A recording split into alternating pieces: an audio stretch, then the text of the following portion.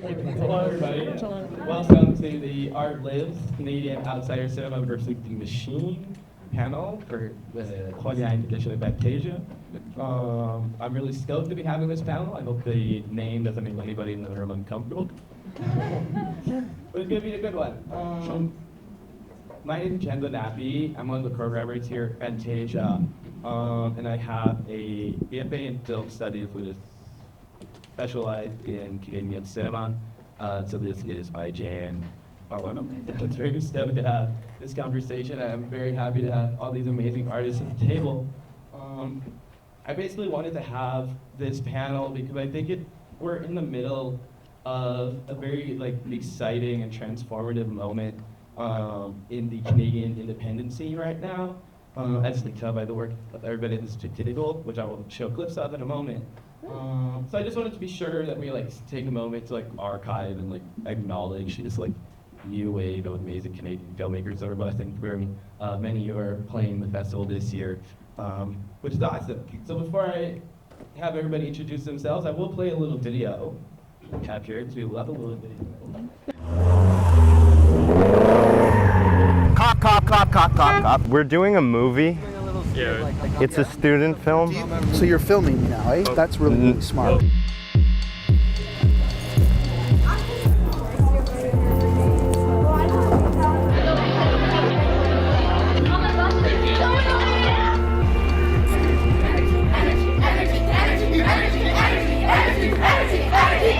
I'm doing a yearbook video for the school. Do you mind if we do some interviews for the end of the year? No, where are you guys going? C-R-O-L! They're part of the union! Yes. What is that?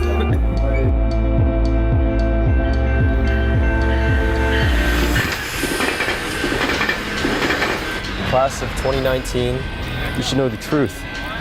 We were never really a yearbook committee. We're going to make our own secret movie, The Truth About High School.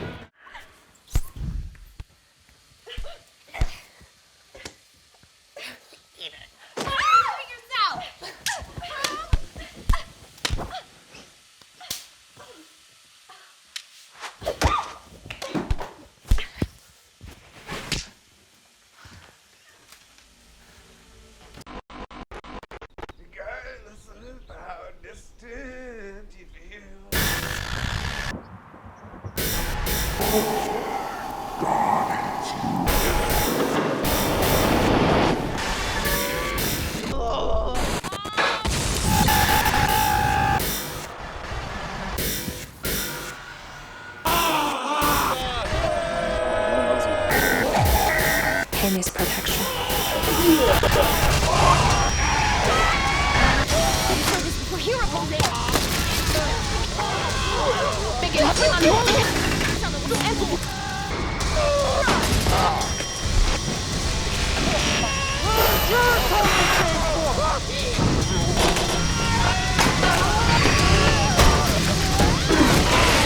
I'm so done, man. Open crescendo.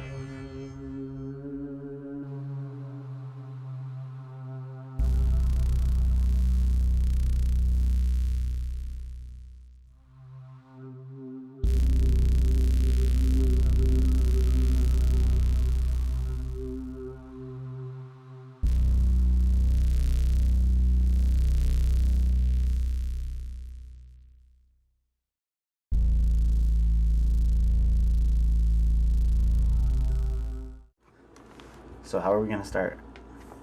Guess we can say the name of the project. Yeah. How are we gonna say your name throughout the whole thing? Why don't you say the name? Because I'm gonna. No, it could be funny if each time we say my name, it's a different name. Different. My new friend Mohan. How about that? More grave. My new friend Moran. Yeah, that's better. Okay, so we're gonna make a film called My New Friend Moran. And why are we doing it? We're doing it because I wanted to make money with what I do, and I'm new thing that this movie gonna make us famous and we're gonna have clout and money. Yeah. I don't believe in that, but I'm gonna try it with you. Yeah, cause like I write poetry, right? People don't really like to read poetry these days, but they like to watch films. I promise, no one is trying to steal your look. Everyone's trying to Steal my No one is trying to steal your luck. Nobody. New genius film idea. I love your outfit. There's this thing called the collective consciousness. Have you heard of it? Crash, crash on the floor. I'm filled with heavy, heavy daydreams staring at your bedroom door. Covered in pictures of your heroes I've never walked alone. I've only traveled on the outskirts talking to everyone. You think that you invented red lipstick, huh? You guys want to hear some jokes? Wow. Love The Weeknd. I like to picture him in a cubicle working, right? Because not every day can be Saturday, you fuck. There's a lot of, you know. What? So I made a bunch of reservations for us. There's a cat cafe in the Old Port where you can like pet them and stuff. There's like a ceramics cafe with jazz. What are you not understanding? I want to go to a club. I want to see a show. I want to rage. I don't want to go paint a fucking mug. I want to get greased up and dance in a fucking cage. I don't know how to be any more clear about that. My God. I'm back, bitches! Sometimes I go out. Wow, this city really doesn't stop.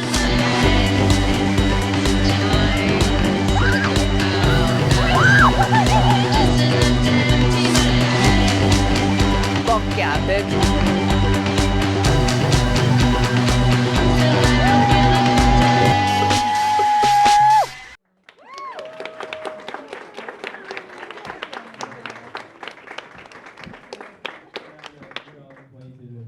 Everybody's working its full head.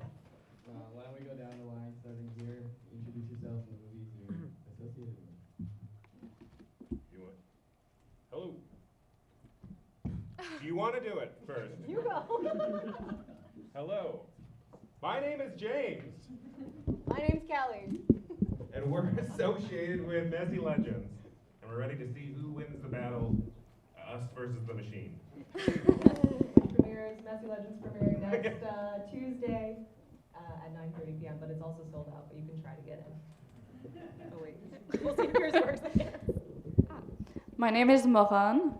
I did Me and My Victim that was playing last year at Fantasia. Yeah. Hello, everybody. My name is Annie Wren. I have the short film Steal My Life playing next Tuesday in front of Messy Legends. It is sold out. Hey, I'm Leah. I made Please Love Me. It was on July 22nd, so just DM me and I'll send you a link.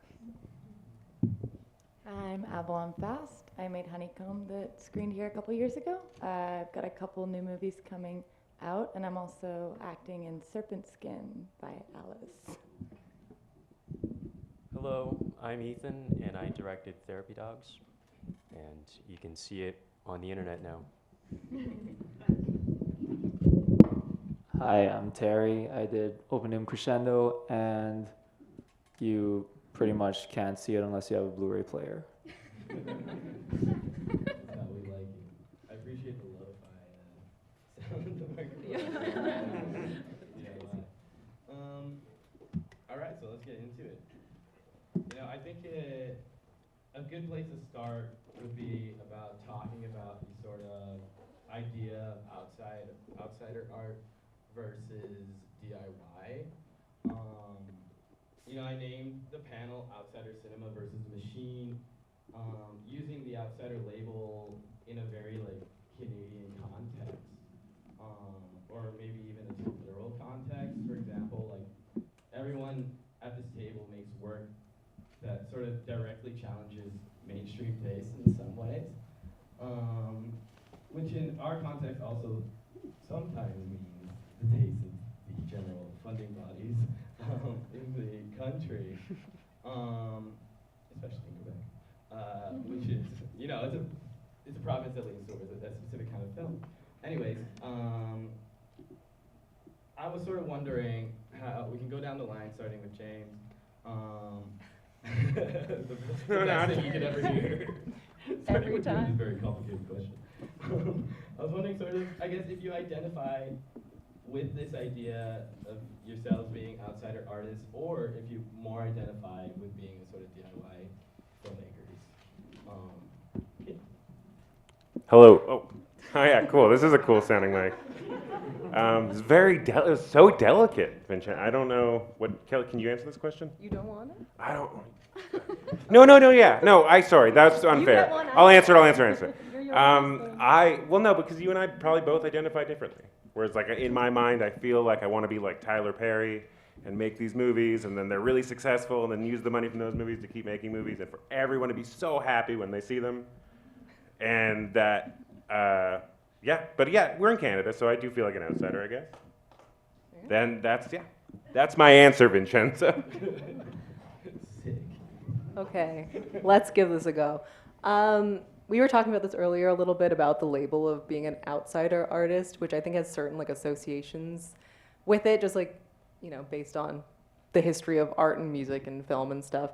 Like, I used to play in a band called Gashrat, and we're just like 4, you know, women playing punk music that's like experimental and noisy, very similar to a lot of like sonically a reflection of what we're doing aesthetically, I'd say.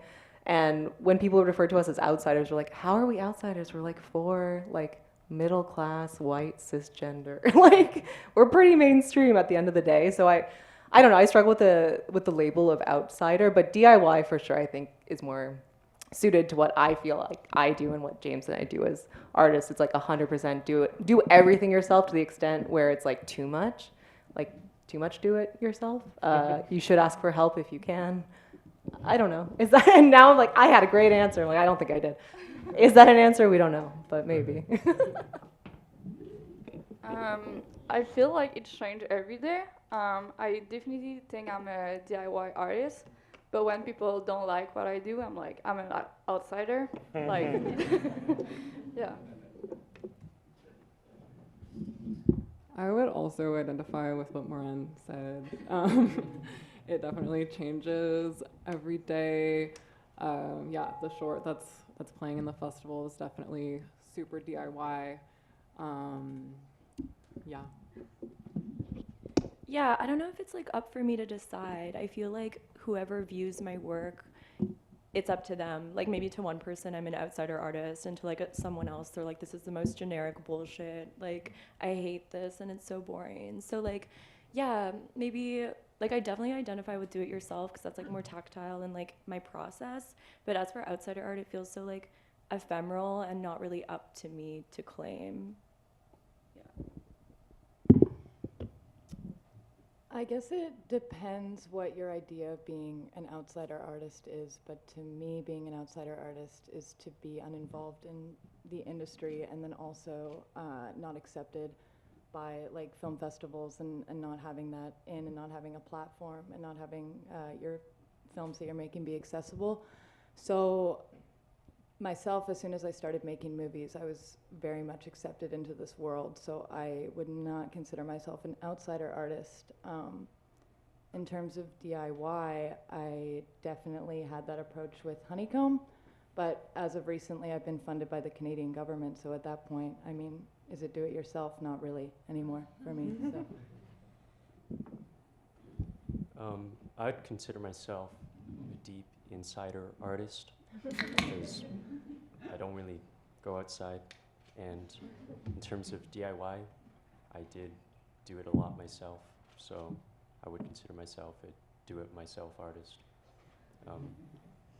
Yeah.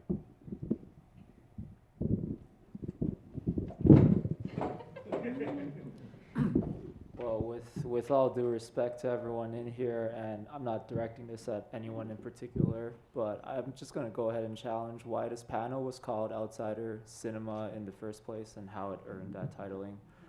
I think that when outsider art is a space that is meant for the disproportionately alienated and not necessarily any budget DIY filmmaker with a non-conformist anti-establishment attitude.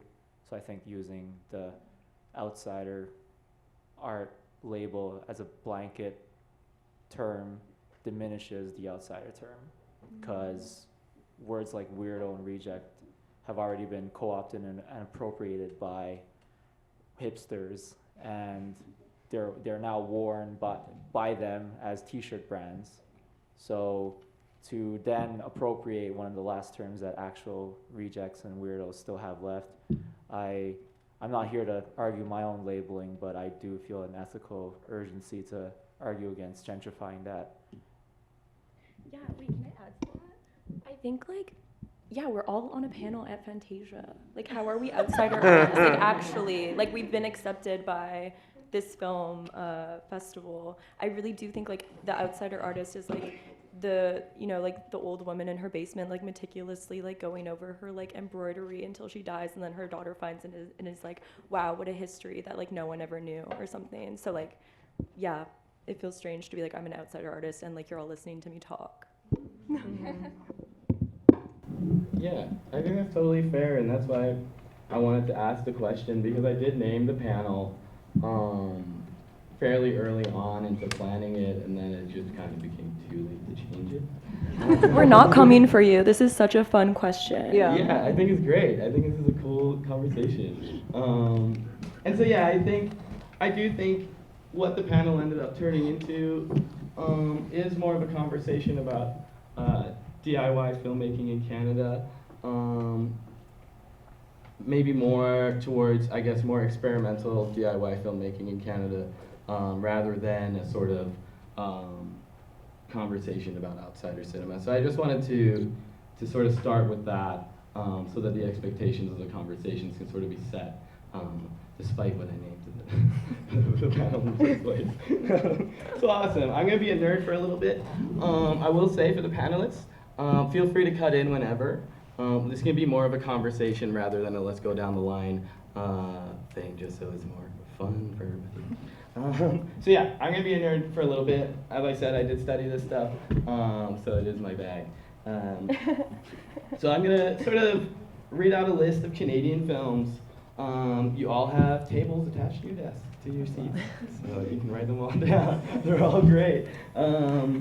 Yeah, so it's a list of Canadian films from the past sort of 10 years or so, in chronological order, and there are some films missing from this list for sure. I left out, and this pains me to say, but I left out short films for the sake of brevity, but I do think short films are incredibly important, especially in the context of Canadian film. I mean, if you look at the history of Canadian cinema, it's all based on shorts. And I think that's amazing, but we would be here forever. And my voice I'm losing my voice already, so I'm just gonna go through some features. So yeah, I feel that between sort of 2012 and 2013, there was like a split in the road for Canadian filmmakers. And I mean this in the sense that in 2012, Kazak Radwanski released a film called Tower. And before this, there were many short films that he had made that have followed similar structures and vibes. And I do feel like I'm using this as a sort of landmark for this move in the Canadian independent film industry towards a super, like, ultra realism, where a lot of films like East Hastings Pharmacy, which I believe is from BC, and then Riverhead from Newfoundland and Werewolf from Nova Scotia are all these super realistic films that are sort of showing like really like days in the life or like character portraits in very sort of realistic ways. And so I think that I love those movies, but I do think that there was a split in the road in like 2013 when Matt Johnson released his debut feature, The Dirties, I feel like this sort of set off an adjacent like underground path that did take a while to get rolling, but I do feel like a lot of people were inspired by the super DIY aspect of that film and it having all the success that it did. And yeah, and so the list begins. Moving on. Hell yeah. Anyways, so these are all the films that I think took that second stream and sort of created this, what I do consider to be a new wave of Canadian filmmaking, especially now. And so in 2017, we had Sophie Bedard, Marcotte's Claire Liver. In 2018, we got Mike Marionik's The Goose and our own Terry Chu's Mango Shake, which we are playing at Cinema Public August 23rd. And then in 2019, we move on to Grace Lewicki's Tito and Milos Mitrovic and Fabian Velasco's Tapeworm. And then the pandemic hit and everything stopped. But then, we rise again, art lives. Oh, sorry. In 2022, Terry returns.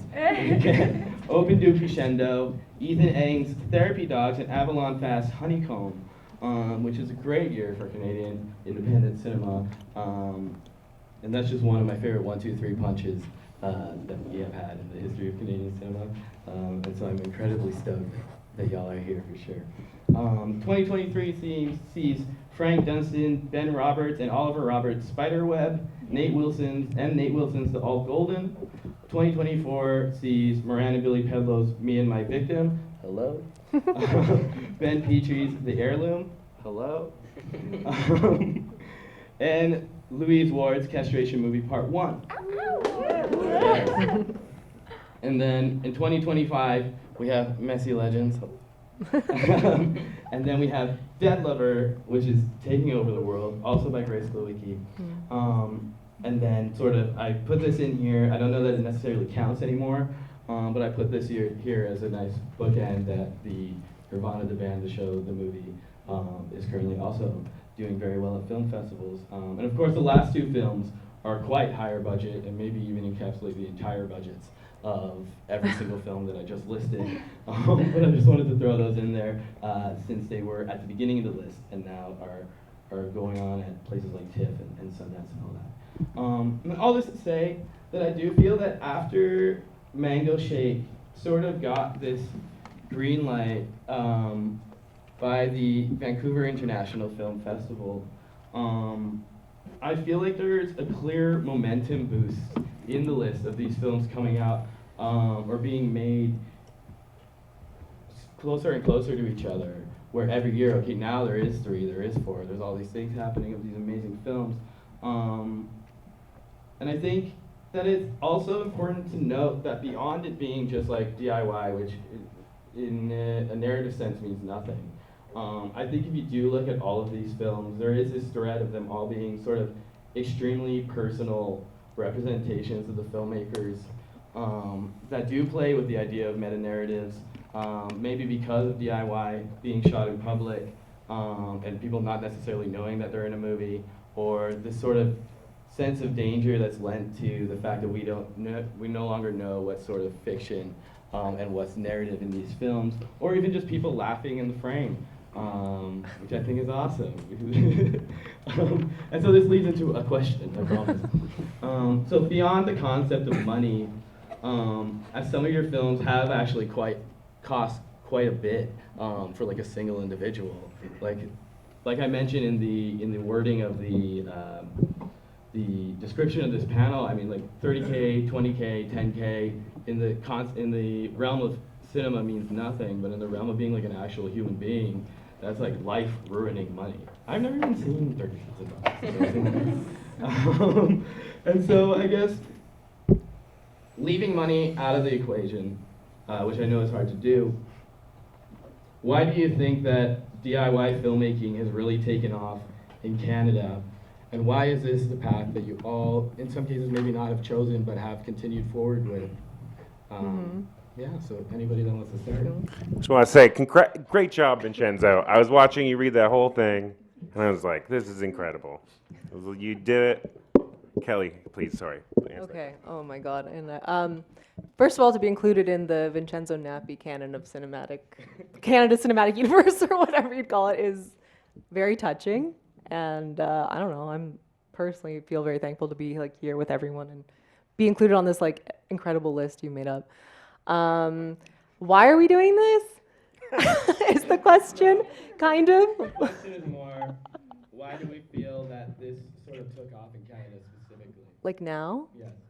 Well, I mean, I don't know, I can't speak to like every Canadian or whatever, but I do feel like there's a sense of frustration for sure that comes along with being an artist in Canada. I mean, constantly being compared to, you know, American artists and kind of seeing yourself as like lesser than, and you can never, you know, make it in Hollywood or whatever. Like we have this huge inferiority complex that, I mean, personally that fuels into like my desire to make art, I think, from a place of rage sometimes and frustration, like it's the only way.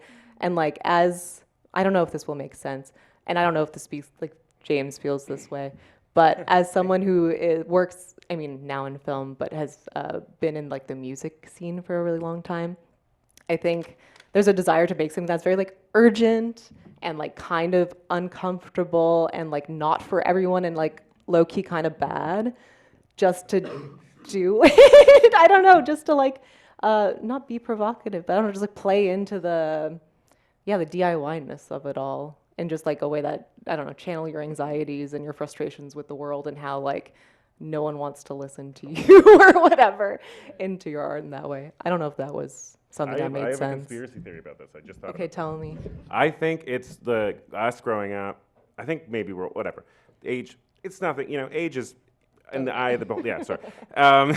Is the like loss of CanCon and a broadcast level when we were kids. Is the what's the Much Music movie where they go to like the MMVAs? I'm looking at you, Chris, because I feel like you know what I'm talking about. It's like going the distance, going all the way. Something like that. Something like that. That movie existed, and we were all like, "There go the MMVA movie." Doesn't exist anymore. Maybe there is like a longing for that. I don't know. Mm-hmm.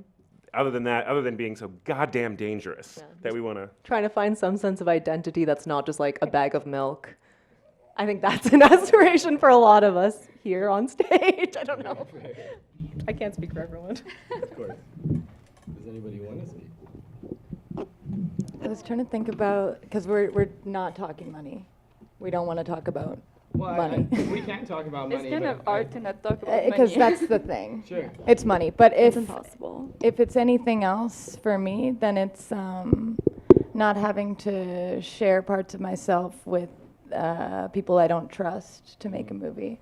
So doing it yourself, getting your friends involved, it means you can make it without having to like sell your soul, you know, first for years. So yeah. For sure. Yeah, also I think like why people love, I mean why it's working. Is it working now? No, I don't know. Oh yeah. Yeah.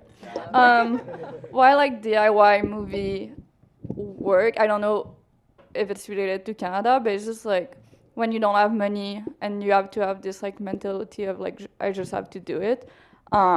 It make it like more personal, more like you are more creative, and like it. People that like movie and watch movie like that, it kind of like make it accessible. Like I don't know if that makes sense. Like it make like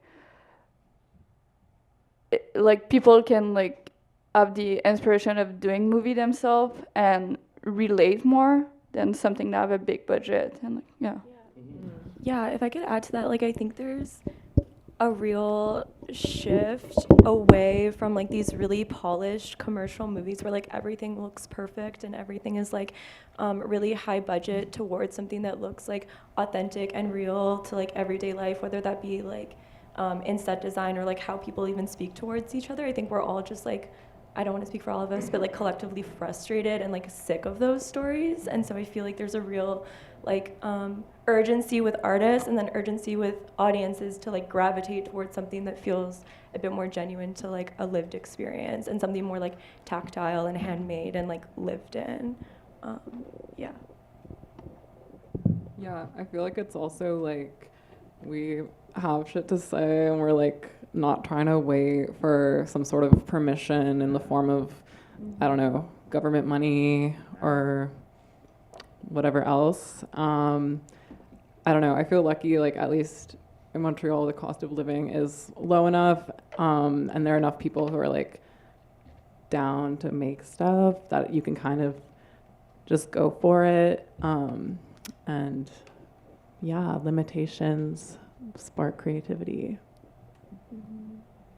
Yeah, in the case of the movie that I made, it would have been very expensive to get a film crew and permits and hire all those 30-year-olds to be students at the school. Like, it just wouldn't have existed if it weren't for like making it ourselves. So there's like a whole range of stories that you just can't tell with a traditional like film production. And yeah, if you know how to do it yourself, you can. There's just a lot more stories, and that's, you know, hopefully more young people will keep making stuff, and we'll see more twisted points of view. As a response to Avalon, I mean, this is nice, but at some point, do we want to talk about people who sell their souls? Sure. Yeah. I'm down to talk about it. That's when we want to like go off into the deep end, but you know. Are you gonna do that? I mean, I can. You take it away. I can shoot it, but I mean, I think whether people want to admit it or not, there is a dark and sinister right-wing cabal that's slowly, or not so slowly, infiltrating the film scene from the fringes. This is an industry where wannabe artist edgelords are being funded and groomed by the modern conservative movement. And because these edgelords are too disaffected and self-important, they're completely okay with who bankrolls them. And so I think there's a difference between being counterculture and cynical. And I think a lot of underground filmmakers choose cynicism because the work may be at their core about their own narcissistic validation. And so they would sooner rather burn it all down than actually create anything humanly meaningful. And so at best, they just provide additional ammunition to the culture sea of brain rot, or worse, they become pawns to the political right.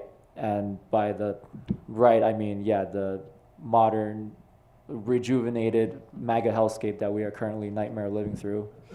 And so I think there is a responsibility that even as DIY artists or whatever label you want to put it on, to not forget that what you do, even if it's on the very local level, it does matter, and it does, and I don't mean matter in a self-important way, but I think it matters because, you know, there's a ripple effect to the way that even art in a community sense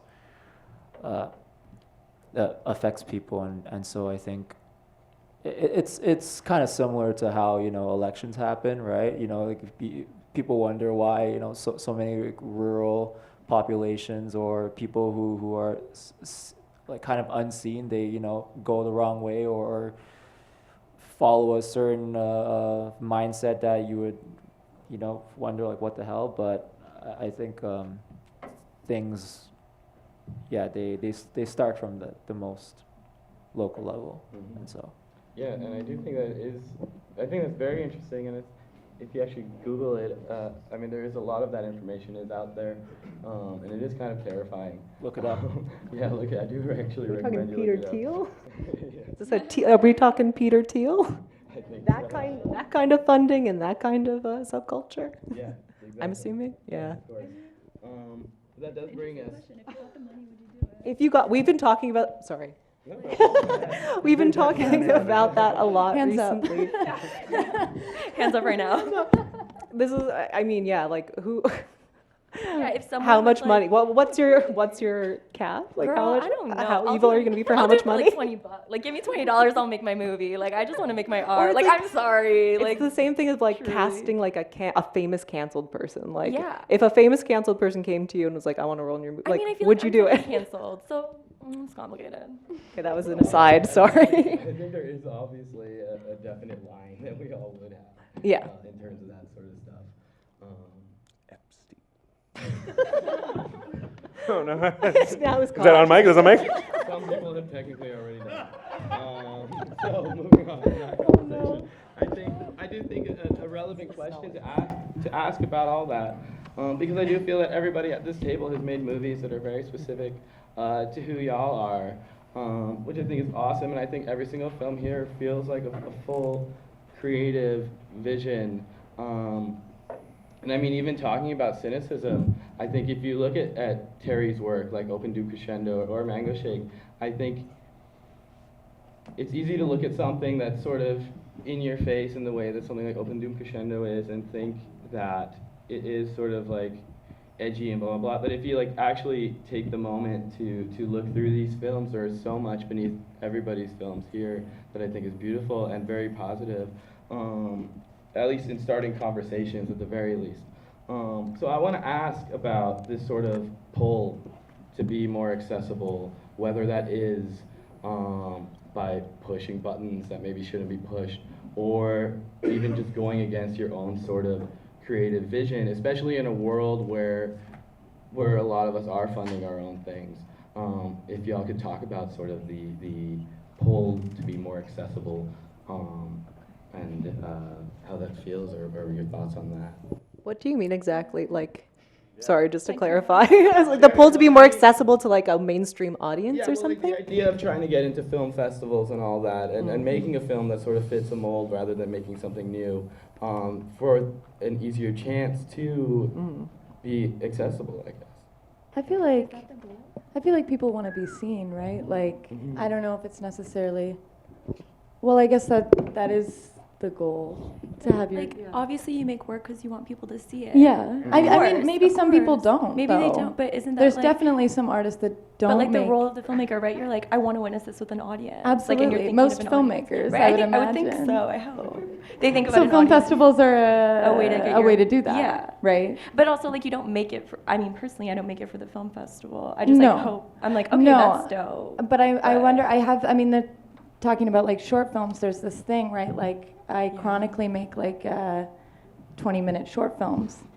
So hard to get your 20-minute short film into a festival. Fantasia has a cool thing where they'll, place it in front of a feature film to use that time in that space, which is super cool. But that's been a time, there's been a specific time in my life where I made, a 20-minute short film, and the people I made it with were like, we need to make this shorter so that we're more accessible, so that people can see it, which is like a fair argument, but I didn't want to change it, and then we didn't get into the film festival. So it's like, I don't know. So I guess for myself, I'm not willing to, like check boxes that make my work more accessible to film festivals, but maybe some other artists are, and I don't know if that's like a bad thing. Yeah, I also think there's like so many DIY underground programming happening right now. It's like an active rejection of that. So it's like kind of exciting that you don't necessarily have to like check all the boxes for a film festival, because your like film will ultimately, hopefully, still get shown by like really adventurous filmmakers or programmers who like don't have to be in the confines of like a festival. Yeah. I don't know. God bless Fantasia. Yeah. No, for real. Yeah. Yeah. I had a similar experience to Avalon, where the short I made before this was like 25 minutes long, and I made it in school, and my professor was like, "You're not going to play anywhere, like make it shorter." And I was like, absolutely not. And it actually did play one festival, but got rejected from everything else. But I don't regret that. Would you do it differently? No. Like, would you now, going forward, if you were making another short film, which you have now, like, do you keep that in your mind as like maybe I shouldn't make the 25-minute movie again? Like, does it live somewhere? No, I'm like, I should have made it longer. Yeah, like, cool. Yeah. Hell yeah. But also the thing with that is like, we did our own screening, and it's like when you get into a festival, it's like they don't pay you, and like we did our own private screening and like actually made some money, and we got to keep it. And so I don't know, there's something to be said for that. Yeah, I think it's something to do with like integrity maybe of the work or something. Yeah. You just listen to what it actually needs, I guess. Yeah, the pull's being, I mean, we're James and I, to make it all about us, are at an interesting point in our career right now where we just made Messy Legends, which was supported in part by the Canada Council, like not a huge grant, but like we had some money to do it, which was amazing. Decided to work with a lot of like non-actors who are our friends. Like that was our whole thing. Like we're going to be indulgent with this one. It's going to be 2 hours, a bit over 2 hours, a warning if anyone's coming, whatever, it's long. But it needed to be long. Like it's just, sometimes you just listen to it and it's like, this is our chance to just do this long ass movie with all of our friends in the way exactly how we want it. We don't have to compromise. If someone wants to take it, fantastic, which Fantasia did, like thank God. But beyond that, it's like if it never screens again, oh well. And then the next project we're embarking on is we received telefilm funding. So we're moving into the realm of the machine. But so far, like everyone's been very supportive, and we haven't been asked to do anything crazy that would be like absolutely not. So I don't know, just like learning how to navigate that is kind of interesting as a filmmaker, to like the classic Soderbergh, like one for them, one for us. Right. Although so far these are both for us, I guess. We'll see what happens. I don't know. I'm just looking forward to seeing how much of our soul we'll have to sell for this one. No kidding. Just joking. We're not going to sell our soul. It can be for us and them, always. One for all. One for all. Yeah, no. I didn't mean to say it that. Yeah. Right.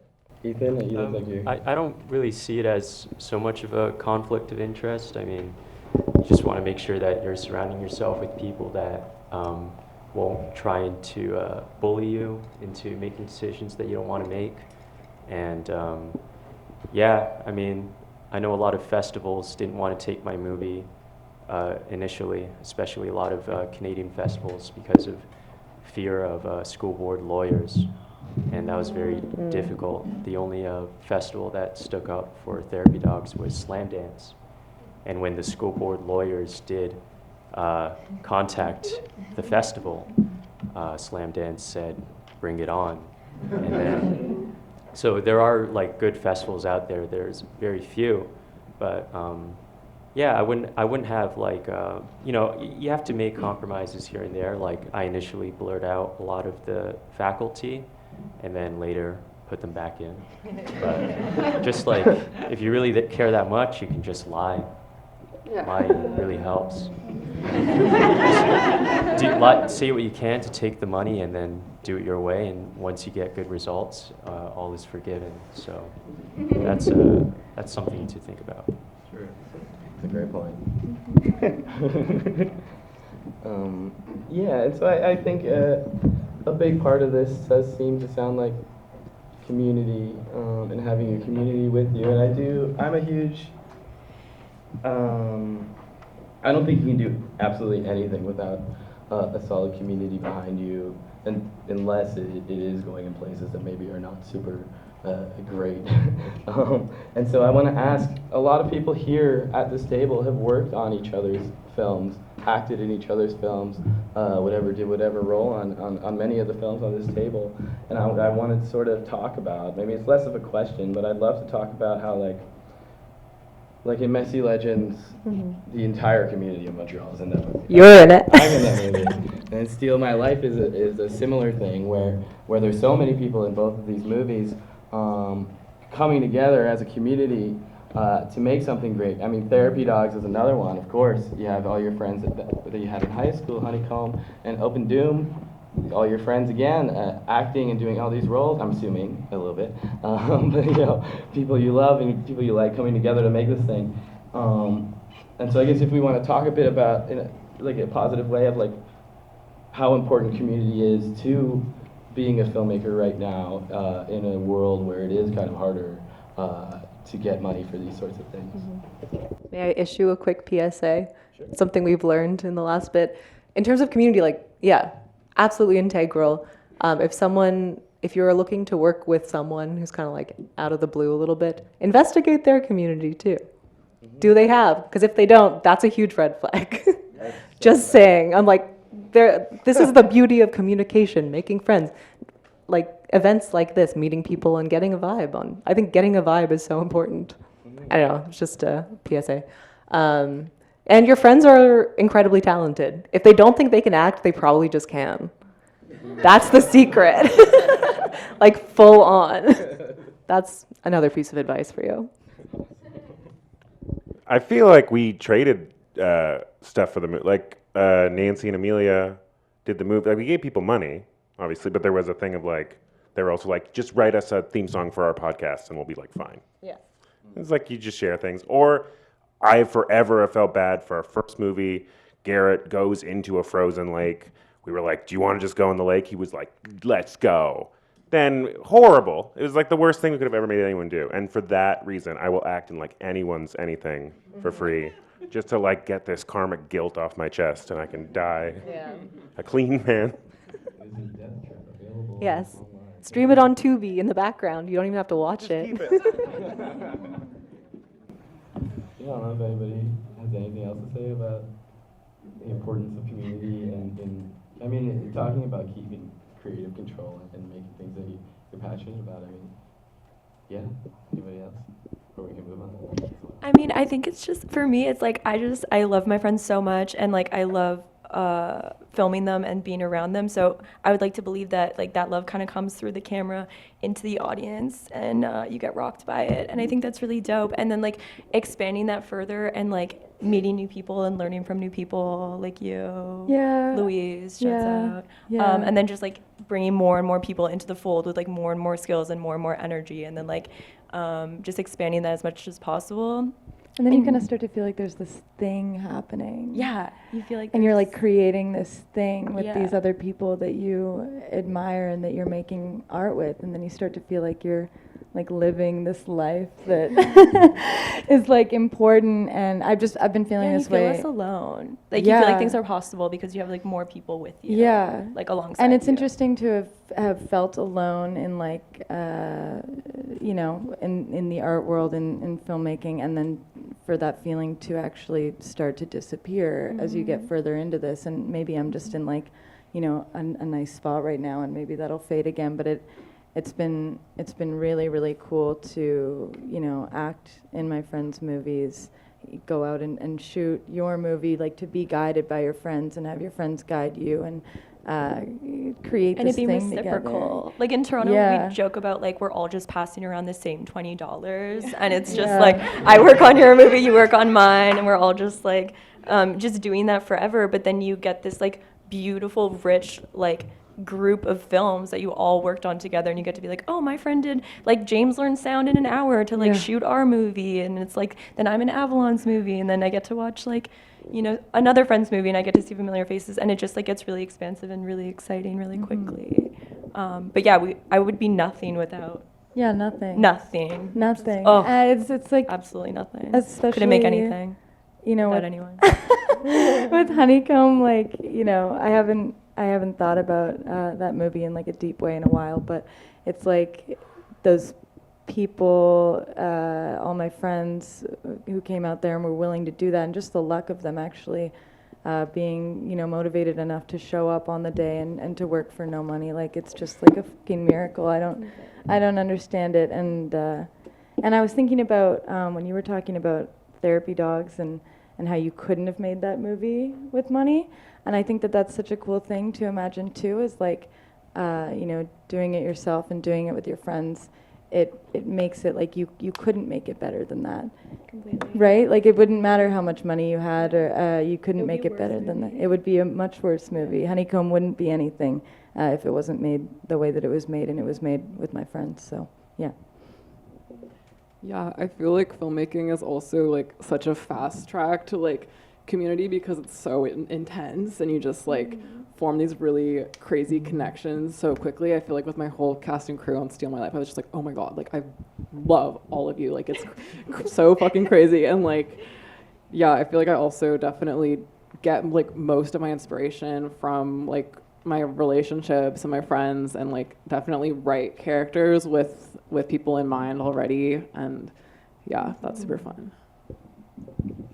In the case of therapy dogs, it wasn't like so much of a community because we were secretly filming our friends, and the only one that was really in on it was my friend Justin. So he would carry the tripod, and then I'd carry the camera, and that was just it. And if there was a scene that needed the both of us, it'd be a GoPro with the selfie stick. And yeah, so sometimes you don't need an army. Like in this case, I much rather have had just one best friend that really, really cared. And yeah, there's a lot you can do if you just have at least one other person that really, really cares. Like, I feel like that's similar to your film, right? Yeah, that's like really similar to my film. And when I saw your movie, that it kind of like touched me. Also, like more you have people, I feel like, I mean, depends if it's your friend, but like a movie is such a long process to do, and like you said before, like, you're like alone in that. So like, I don't know, you really have to like find a way to like have fun, because I don't know, I don't think it's worth it if you don't have fun in the process. And you're gonna like, you feel it when people like had fun in the process. Even if it's a sad movie, you feel it, that they are close, that they had like a good time. And I think it's like, I don't want to do a movie if it's not part of it. Yeah. I feel like also like I tend to underestimate how much people are really like craving to be a part of just like making something. And like what James was saying about the freezing lake, it's like you have this kind of guilt because you're like, oh my god, like you're gonna do all this like for me, but then it's like this beautiful thing, and the karma continues. Yeah. I'm going to say one thing, just to interrupt you, Vincenzo. I'm so sorry, I should have done this. No, I just want to say it's also really valuable with friends when people tell you things are bad. That is like a hugely important thing. I love Chico for this when we were shooting the movie. Have filmed it with us. Kelly is the love of my life for this one reason of the amount of time she's just like, ugh, horrible. Or Chico being like, it's bad. She's like, it's like a nice thing to have. And it's like reluctant collaborators are really helpful because it forces you to defend yourself. Is it? I think it is. Well, no, like when they're your friends. Do you know what I mean? I would, hey, not reluctant as if they don't want to do the work. Not reluctant, but like, sorry. Critical. Yeah. Like the idea of being like, why? And then being like, it's like it makes it collaborative. Yeah. And then you find the holes in your story and things like that, and then you can fill them in together. It's beautiful. Also, I probably have some weird, desperate need to approve people, like make people happy. So that's also probably why I like that scenario, where I'm just like, all right, let me figure out a way to fix this. I think it's helpful if I'm like going off too much. Like if I'm like, okay, and then we're gonna like get into the lake and we'll pretend to drown, and everyone's like, no, that's a bad idea. Like there's no like, and my friends are being like, Lea, like actually pump the brakes, and I'm like, okay, you're right. So I get what you're saying. You do need someone to kind of contain you. Otherwise, I'll just like make everyone like do everything and push past their boundaries and comfort zones, and that's not good. So. Yeah. Sort of changing gears here. Although it is in a similar vein, I think, where we are at a really interesting time in the Canadian film industry. I think we're also at a really interesting time as far as distribution goes. I mean, a couple people at this table, like Terry, Avalon, you guys have Blu-rays, Ethan has a Blu-ray. These are things that are distributed at homes. Moran, I know your film just went digital to rent, and you can semi-digital to rent.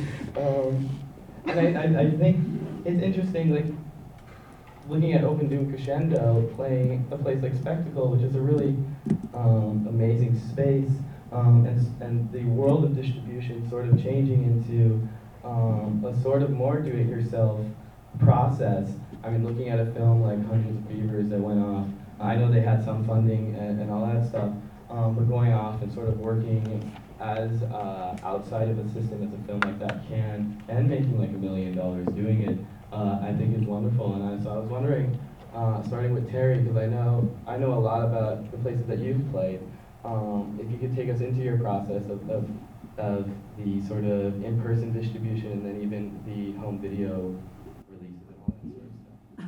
Well, I didn't have any shadow entrepreneur like patron to fund my tour, so it was pretty much whoever cracked alternative weirdo from whatever venue or community, our community, what have you, that reached out and wanted to screen it. And so it was just this stitched together. So I mean, tour is a stretch of a word to use to describe it, but when you straight up have no other means of putting a movie out there, and no festival will touch it with like a 4,000-foot pole, because it's neither mainstream enough or outsider enough, right? And it's like freaks out both camps, and so it kind of has no home, and so it takes people who kind of think outside of think a certain way, a specific enough way. It's probably the parallel to the like 13 people in my life who I get along with, right? Who then reach out from like one person from this city, one person from that city. But then also, it just so happens that the label that the film is distributed through, Golden Ninja Video, he is the only person. He started out as the only person who would ever have put my stuff out, and so I am loyal to the ends of the earth. Like if I ever had a evil like MAGA administration of like revenge, it's like I can oppress like the rest of the world. Like the one takeaway good metaphor I can use from this like hellscape we live in is that like Justin Decloux would be just the Secretary of State, like it would be. And so you never forget who it was who stuck with you or who showed up from the beginning. Shout out Justin Decloux. Shout out Justin Decloux, yeah. You may not know, Golden Ninja Video is the home video company that put out both Honeycomb and Nous, Crescendo and Mango Shake. And I do think that's interesting because a lot of what you are saying, it does bring it all back to community and how important it is to have community spaces, which I think is something that is starting more here, starting to happen more in Montreal. Is definitely all over the place in Toronto. A lot of places to screen stuff anyway. So yeah, anyways, I just wanted to emphasize the importance of alternative spaces to show films and to play music and do all these things. Does anybody else want to talk about their distribution life?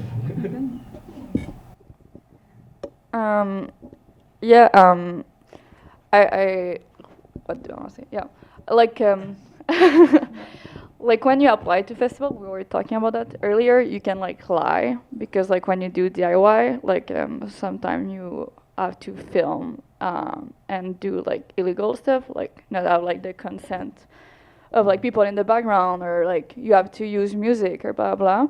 But that like have an end to the distribution, like when you want to go on a platform. And I had to like face that. There's a distributor that reached out to us for me and my victim. And I don't know, I've learned so many things that like my movie, there's like a lot of like, it doesn't respect like all the contract and stuff. So we had to refuse because it's like there's a step to what you can do because of the constraint of like, you don't have money. Yeah. Your movie in particular is very collage. Yeah. There are a lot of things like music and stuff. Yeah. I guess outside of your control. Exactly. So I think like the process, like if you like work like that, like you can go to festival, you can do your own like private screening, go to cinema still, but yeah, like after like what's is interesting, like the part that is interesting is like to have your own website where when you can like sell your movie by yourself, and it's often like it look like less interesting than working with a distributor, but at the end you have like more control. You also like you can make more money than even if like they sell it, like they have more contact. It's like it's not your reality. And I feel like filmmaker that I've met, like they do more money like with the money that they got before than like the distribution. Like the reality is like there's not like seeing it doesn't mean you're getting more of it. Yeah, exactly. It's more like the distribution like goal is more to like make your movie be seen by people and make it accessible. Yeah. Yeah, and then I know you guys, James and Kelly, I know you guys had a DVD release of the first. Well, the DVD release is. Oh, It is working. pick You can up a buy copy. it. You pick up a copy. That's cool. But yeah, what happened with us, it was interesting and kind of like, oh, even when you're rejected from a film festival, maybe something will come of it. We only applied to like a handful of film festivals with Death Trip, our first film, and it was kind of like right before COVID, so it was a really weird time. We got rejected from 1 or 2 and we gave up immediately because it costs money to submit to film festivals, and when you don't have much money, you're like, I have to choose like 2. Basically, or else you feel like you're sinking all your money into something that doesn't make any sense. But one of those festivals, during COVID, there was a distributor called Kamikaze Dogfight, who we had never heard of at the time, but were great to us later on. But they were asking around to film festivals, being like, is there anything that you wanted to screen, like almost made it but didn't quite make it, anything you would recommend that we could watch and maybe pick up during COVID, because things were so crazy and people weren't making movies. So all these companies were trying to like acquire films in that point. And so yeah, this programmer just like recommended our film to these people, and I obviously thought it was a scam because I'm like, what? Oh yeah, well, his name is Han Soto as well. Too. Yeah, like it's like I forget the other guy's name, Andrew something, who is a friend of Fantasia, and now I feel really bad that I don't remember his name. And Han Soto. So you get an email from some guy called Han Soto, and you're like, I don't know, this seems fake. But he was a lovely guy, and he really like hooked us up, watched the movie, liked it, and then we went through the whole like process of making it fit for distribution, which was like, yeah, like getting the E&O insurance, making sure the logos are all fine where they have to be, and kind of adjusting things here and there to make sure it fit their like quality control or whatever. And yeah, and like Split was really good for us, which I think it was really in the filmmaker's favor, which it normally isn't as far as I understand. Yeah, it was just a really great deal. They got us on the platforms, and like, yeah, there wasn't much flexibility. We just took what we could get, and at that point we didn't really care. So it was just amazing. Yeah, it was a weird thing. So all that to say, if you get a rejection, maybe something will come out of it in the end. COVID. Let's hope for another COVID so we can all get our movies picked up. No, I'm kidding. And Ethan, I don't know if you are comfortable talking about, I guess, how you ended up, Therapy Dogs ending up at Utopia at all. Sure, yeah. Did any of you guys get minimum guarantees for your movie?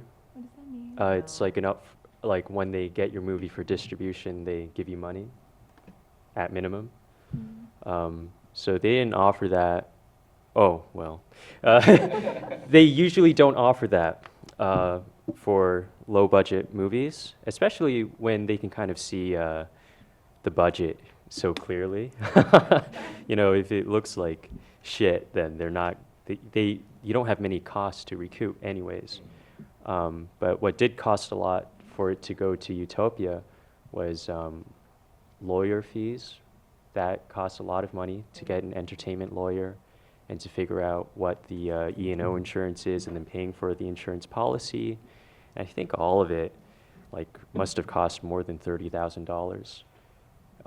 So it was quite stressful.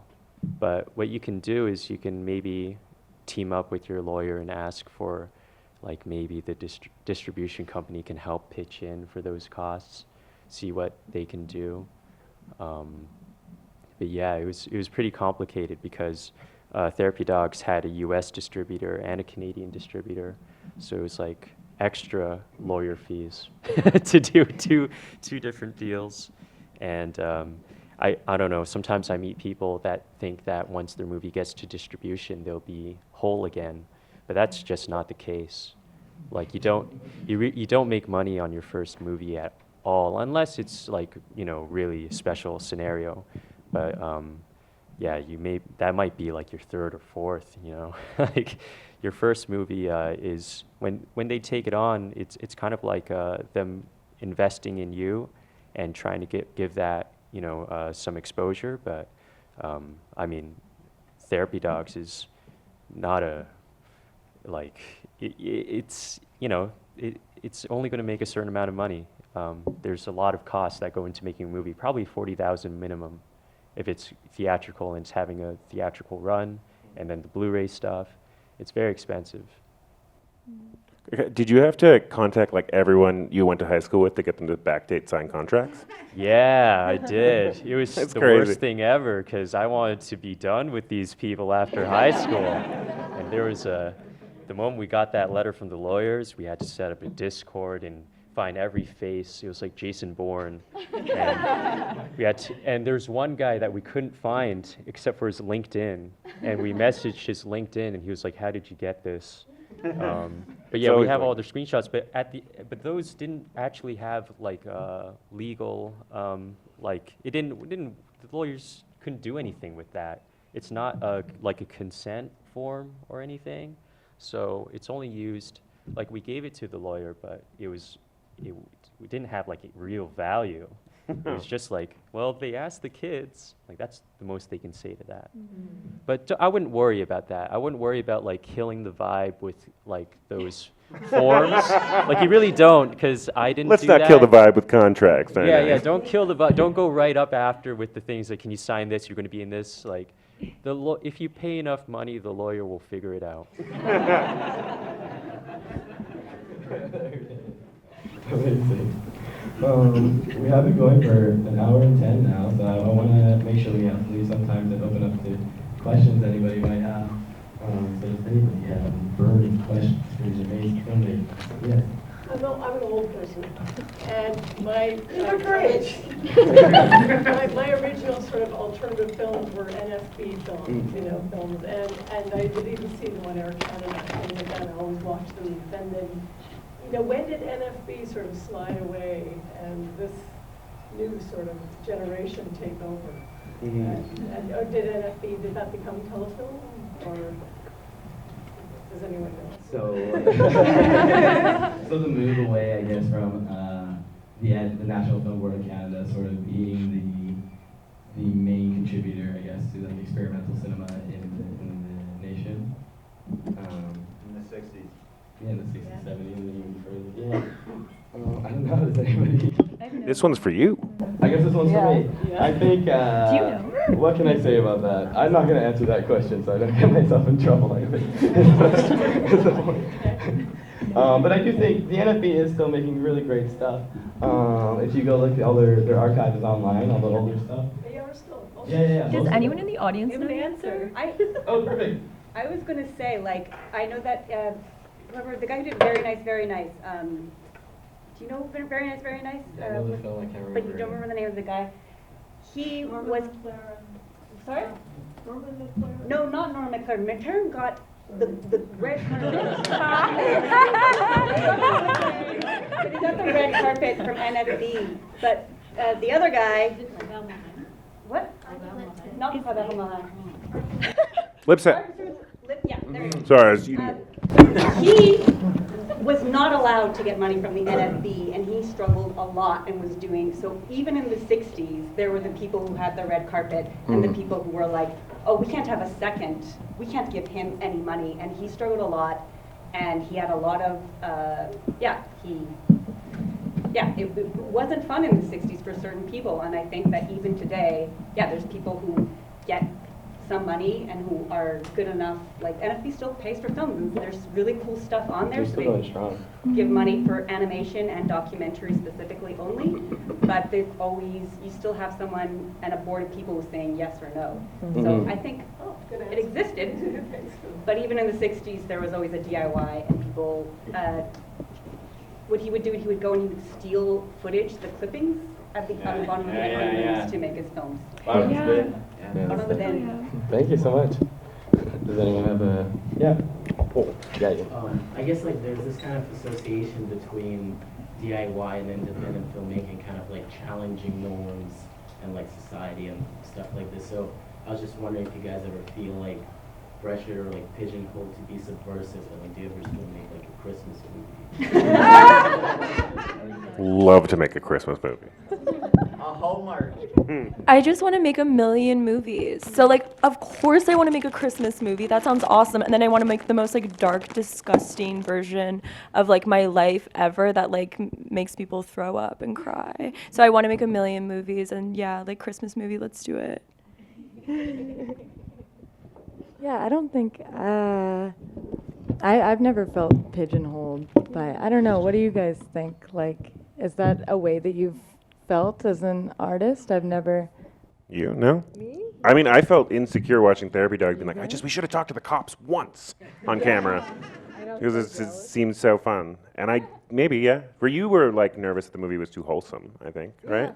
No, and I was like, it's like Love Actually. People are going to love it. It's fine. I'm like, don't say that. That's true, because I'm like, no, don't feel pigeonholed. I'm like, actually, yeah, there is like, especially now, I think there's a huge appetite to be edgelords, like edgelordy, and like in cinema, personally, I like gravitate towards like that kind of stuff, like the Gaspar Noé, blah, blah, blah, that stuff.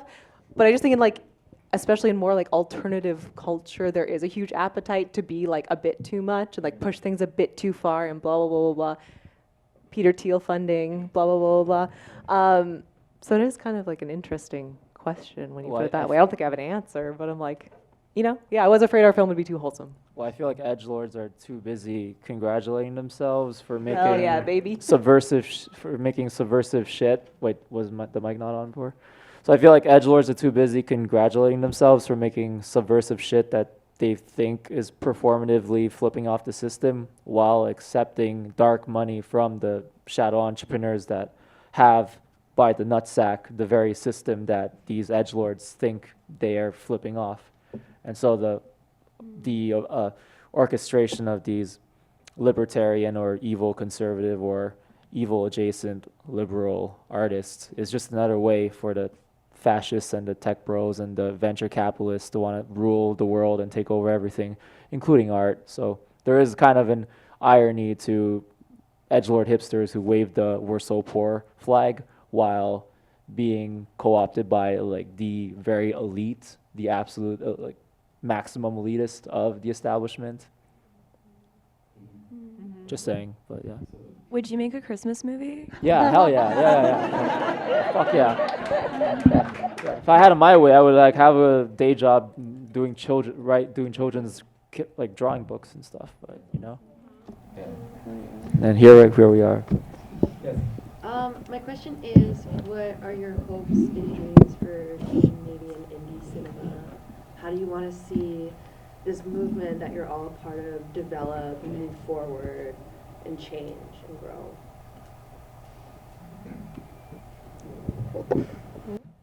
I want everyone to get some money. Like, that's my aspiration. I'm like, I want to make as many friends as possible in the film scene, and then we can all help each other get the most money possible and take everything over. That's my aspiration, and I think it's doable. Exactly. Like, I want us all to just like keep doing the exact stuff that we're doing, but like be able to like pay all our friends really well. Yeah.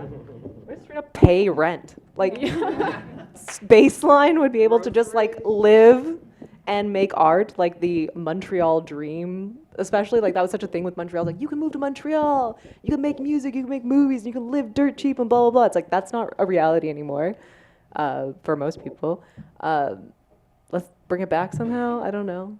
It's like it's just impossible to live as an artist, and that's really unfortunate for the culture and like everybody. I think I would say that I do hope that it stays positive and community oriented, because I think there is a version of this that stops possibly, where people stop working together to make these creative works that are so unique to this moment. So I hope it stays positive personally. I also wish that like we gonna be able to like that like every like DIY filmmaker gonna be able to travel and like be viewed by like other country, because I think there's so many like good artists in Montreal, but we are kind of like there's a lot of talent, but we are kind of stuck in our city, and I think we should be viewed elsewhere because we have like good talent. Yeah. On that note, I would like to say I'm very proud that there are so many Montrealers at the table right now, or at least Quebecers. I think that's awesome. Yes. Yeah, I got some questions, please. First one is about the panel. Like, what are your thoughts on film aggregators like Film Hub, like the online distribution system? And the next question is for Ethan? Terry? Yeah, Terry. When you toured, was there like any time that went into like marketing your film for each city, or just kind of like was it word of mouth? How did you go about that? Who wants to answer first? Yeah, so does anybody have any experience with places like Film Hub or any aggregators? No. Sorry. Sarah, you're going to speak on marketing your screenings. Thanks for the question. I just went by the intuition, so screening by screening, but I also went by a sequence of what if I had a actual theatrical run, what would the sequence of the marketing campaign, how would I want that to unfold? What would be the sequence of visual arts and promotion and trailers or character designs and all that? What would be the sequencing of that? So it was never random. When I mean intuition, it's more just if you approach it the same way that a superhero movie or a genre Star Wars movie that everyone's looking forward to has their marketing campaign unfold, then you go by that same logic. And so even if it's a kind of, one screening in this city, one screening in that city, rather than a nationwide release, then you go in with a decisiveness of how you want to present the movie. And so at least for me, I kind of went in intervals. And so if I knew that there was going to be a couple of screenings during this month or two, or more stretched out time between screenings, I would probably bundle a certain amount of campaign art in for one window, or stretch it out, so it would depend. But there was always an intention behind especially if you're doing a genre movie, you have more. It allows you to create more space for iconography instead of just having good-looking people in their T-shirts making out with each other. And so you can actually lean into the iconography and all that. So thank you for your question. There's a good-looking person in your T-shirt, Terry. Yeah, it's my twin cousin. Oh wait, right, yeah. He's actually in the crowd. Does he want to be called out? Right after. Yeah, I think I'm here representing one of the real OGs. I don't know. Is he gonna be upset? Is he gonna be upset? Just say wave once if one hand. You want me to call you out. Wave twice if you don't want me. Oh! Yeah, hey. Wally Chung, everyone. There he is. Wally Chung, everyone look that up. Ew!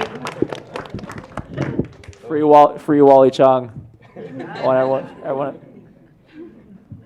Yeah, look him up. If he's here, he's free. It works. Yeah, he's fine. Yeah, well, it's community outside. All right. We have time for a last question here. I'll do it. Okay. I've worked in independent television. I didn't sign the releases. It was kamikaze. It was chaos. But I'm curious about we have these independent media centers across the country. In Ottawa, it's Saw Video. In Winnipeg, it's Winnipeg Film Group. Do you guys use those resources because now everything's online, or you have a computer. You don't have to go to some place to make a video. You can just do it at home. Do you guys still respect the history of Imagine we said no. No, it's like my dream. I grew up in Ottawa around the time that Tom Green was on. Exactly. Tom Green show. Oh. Saw Gallery, my favorite. Let's go. It was a very inspirational thing for me as a kid. And I was always like, all I want is to be on public access and Saw Gallery, please. Rogers, let's go. Why didn't you apply? Because by the time I was of the age to apply, it was like a thing that was non-existent in that form, and also I was going to school. Only the two of us understand what's going on. No, I'm also from Ottawa. I would go to shows at Saw Gallery. That's what it was at the time of our high school. It was right era. near the old courthouse. Yeah, amazing shows, amazing functions. Sorry, you guys. Shout out, yeah. Wait, you worked on the Tom Green show when it was with Rogers? I was the director and the cameraman. That's so sick. I am obsessed with that era always because it's the most Ottawa thing. Kids, you guys were talking about releases and shit. We didn't give a fuck. Yeah. It's just like, videotape it, toss it out. You know, there's no fucking... Well, did you guys think that people would keep, like, the tapes would exist past, like, for 4 years or whatever? You're like, we'll broadcast this on Roger. You know, what's weird is nobody's sued us yet. I mean, somebody should have, because we did so much shitty, but it was all kamikaze. It was all just, you know, just go out, throw a cow's head into a bed. Like, just do it. Yeah. Well, that's because Ottawa is the most intensely polite people externally, not internally. So easy to offend them. And there's the thing about Tom Green yelling at people and then be like, "Thank you so much, sir. Goodbye," and like walking away. There was not a lot of. I'm sorry to interrupt, but I wanted to ask about. I can't even remember what I was asking. Yeah, you were asking about sort of the provincial institutions, like the Winnipeg Film Group. Oh yeah, that's right. Yeah. But like the co-ops, like SAW, and they go right across the country to Vancouver, to, you know, there's all these co-ops that help independents, give them resources. Yeah. You know? Yeah, has anybody at this table gone to places? I mean, there's Niagara Film Lab in Toronto, and there's such great programming and like resources there to like learn about. Like we shot on 16, and that was like where I first brought my film and like chatted with people and saw like the celluloid process. And like without that resource, we would be kind of fucked in Toronto. So And you would have to send it was funded elsewhere. by all levels of government, like the feds, the provincial, the city, and that's why you could print film, you know? Yeah. Or Awesome. video. Yeah, great. Amazing. All right, that's all the time we have. Yeah, thank you so much. That's all the time we have, but do you guys want to, we can go down the line and tell people where they can find your work? You. The Death Trip on Prime. If you're in America, you can go on Prime Video. And Tubi for the rest. They pay us the most, and that's cool. And I think it's in the public library system, which is nice, which I like. You could get that, and it's great because, public services are important. And again, our film Messy Legends premieres next Tuesday at 9:30 at the Cinéma du Musée, along with Steal My Life. It's sold out, but you can try to come. We do have rush lines now. Fun fact. Oh, yeah, so nice. maybe if you try. But what's the rule with the rush line? I don't have the answer to this question. And if you're on Sodec or something, we're working on this movie called Worm. Right now it's a body horror film. We received telefilm funding, so we're like halfway there. we'll reach out to you at some point soon. Real exciting proposition. Just, have a conversation. We want to maybe even set it in Quebec. So please have a conversation with us. That's all. Yeah, you can find my movie on Vimeo. I'm not supposed to talk about it because I'm signing a contract in 1 week, but you should go watch it before I remove it. My movie is not available anywhere except for Tuesday. But you can follow me on Instagram if you want to know when it might be other places. It's Marion Tate. It's one word, like Sharon Tate with an M. Oh, you can just come up to me and I'll give you my Instagram and you can DM me and I'll send you a link. Honeycomb has a Blu-ray with Gold Ninja, and then the movie that I act in is playing tomorrow for the second time, The Serpent Skin, at 12 p.m. My movie's on Tubi in 720p, and it's if you want to see it in 1080, it's on Crave, or you can find some way to get it. I don't mind if you steal it. I got nothing going on, but if anyone's free on July 29th at 4:20 p.m., it's a Tuesday, go to the Diasporic Duality screening at the Sev building. Yeah, so if you have any integrity or taste or any, it's like, you got really no excuse, honestly. So, yeah, be there. And Diasporic Dualities, it's a block of about Asian diasporic filmmakers. And it's the first of its year, so if you don't go and it doesn't happen again, it will be partly your fault because you now know. And so if you actually are not part of the hipster cabal and actually want to, go out of the little fucking echo chamber of no, you're all lovely people, I'm sure, but like, just in case you're wrestling with any demons of your complicitness, this is it. This is your chance. So yeah, support the community, support diversity, step out of your own comfort zone, do things that matter. You know, look after each other. You know, release the Epstein files. Just fuck MAGA, fuck the CAC, fuck Calc. They were supposed to get that was